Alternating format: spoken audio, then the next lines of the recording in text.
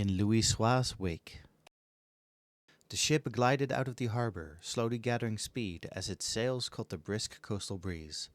Standing atop the quay wall with their father, Alphino and Alizé bore witness to the vessel's departure, watched as Louisoix Leveilleux, their beloved grandsire, was carried away across the sea. And then he was gone. Alphino's voice was barely a whisper, his gaze fixed upon the dwindling form of the ship. Alizé glanced at her brother with red-rimmed eyes, but said nothing. The twins had greeted the news of their grandfather's forthcoming journey very differently.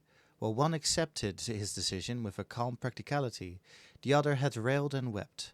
Still, to see the two of them there upon the quay, their side-arms hugging hefty grimoires as if their young lives depended on it, one would struggle to tell them apart.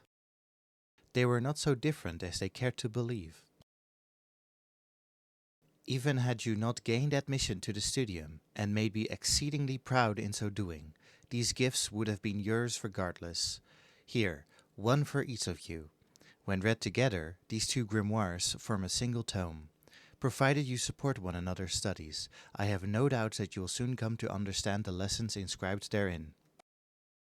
The volumes Louisoix gave to his grandchildren, scant hours before his departure, were curious indeed. Crafted such that the contents of one could not be deciphered without the other, they hinted at the impish humour which danced behind the oft-times solemn visage of Charlayan's preeminent sage and scholar. "Thank you, grandfather." Alphino accepted his grimoire with a practised grace and dignity. Alizé, meanwhile, received her gift distractedly, and swiftly resumed her attempts to dissuade Louisoix from his course. "Must you leave, grandfather? Is there naught I can say to make you stay?" "Please, my dear, we have spoken about this." It had been almost a month since the twins first learned that Archon Louisoix would be leaving Charlayan for the shores of Eorzea. His purpose, he had patiently explained, was to aid the distant realm in forestalling the ruinous arrival of the seventh umbral era. Sensing the fixity of his grandsire's resolve, Alphino had chosen to swallow his melancholy and voice no word of complaint. Not so his sister, nor less his father, Fortunato. Alizé protested the journey purely out of her abiding love for Louisoix and the unbearable thought of his absence. Fortunato's strident objections were of a more political nature.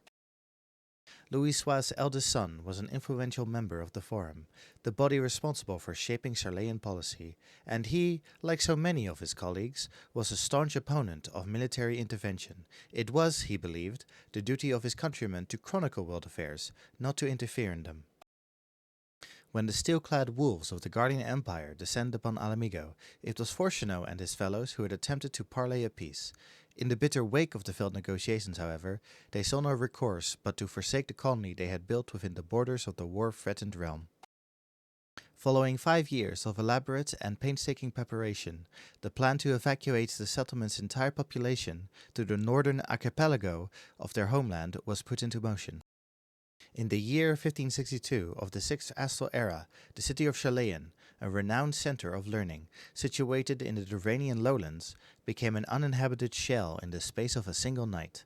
The twins knew that they themselves had taken part in this exodus, but could claim no recollection of the momentous event, being less than 1 summer old at the time.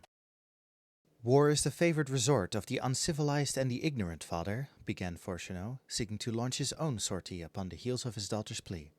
"The wise abjure it. As Charlayans, it is our task to observe, to chart the course of history, not to change it.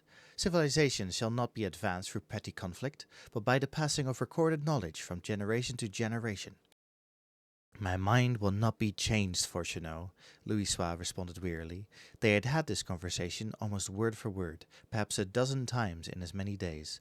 To ignore the plight of those one might conceivably save is not wisdom, it is indolence, and such a passive stance will not, I fear, take us far upon the path to progress. That you would spare these younglings the horrors of war is a decision with which I am in full agreement. Thus do I refrain from exhorting you or any other to return to Eorzea at my side. We must all protect that which we hold most dear in the manner of our own choosing. And so the discussion ended as it always did, with neither willing to deviate from the script of their oft-rehearsed play. Alphino and Alizé, it must be said, were children of exceptional intelligence. So advanced were they in their studies of etheric theory and other such esoteric subjects that both had gained acceptance to the studium at the tender age of 11. Thus it was that the sharp-minded Alphino, while able to recognize the logic of his father's arguments, could also see that his grandfather's cause was just. That the boy remained silent then stemmed not from simple stoicism, but from a keen sense of his own inadequacy, a realization that his unpolished skills would yet prove more a hindrance than a help to Louisoix's endeavor.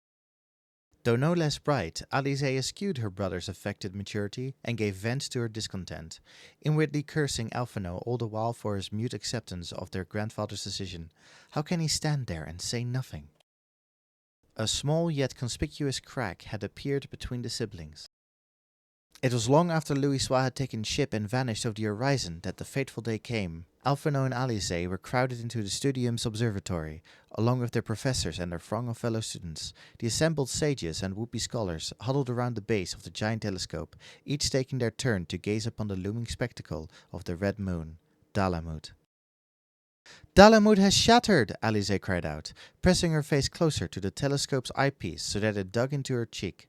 The view provided by the device's array of magnifying lenses was distorted and indistinct, but the fate of the satellite was unmistakable. She could see its crimson-fringed silhouette breaking apart in the skies over Cartano. "Shattered? What? Before it struck the ground? How is that possible?"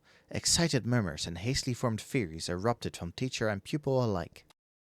"He has done it! Grandfather has saved Eorzea!" Alice turned to find her brother's face, her eyes glistening with tears of joy and relief. For some time now, Archon Urianger had been kind enough to relate to them brief reports of Louisoix's efforts in those chaos-stricken faraway lands. It was he who had informed them of their grandfather's presence at the Cartano Flats, and of the battle that still raged like as not beneath that blood-red sky. Shouldering aside his madly grinning sibling, Alphino squinted through the ocular lens.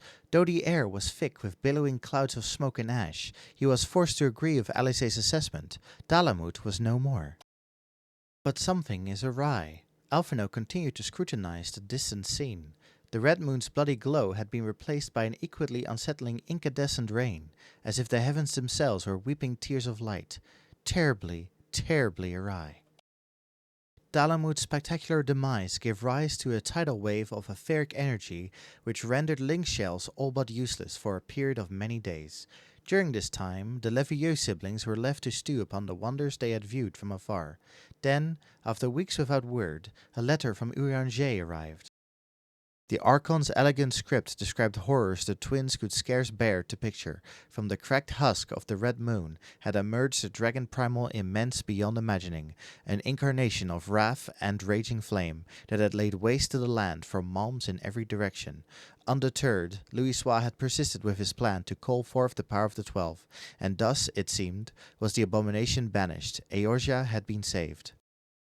When the siblings reached the conclusion of Uranger's staggering account, however, the pale flame of hope which both had been nursing was finally extinguished. On the broken fields of Cartano did my dearest mentor, thy beloved grandsire, become his light and embark upon his final journey. Alphino's shoulders trembled with quiet sorrow, while Alice wailed aloud, caring not who heard her grief. 5 years later, a ship once more glided slowly out of the harbor. Alphino and Alice stood on the gently rolling deck, watching the gradually shrinking figure of their father alone upon the quay.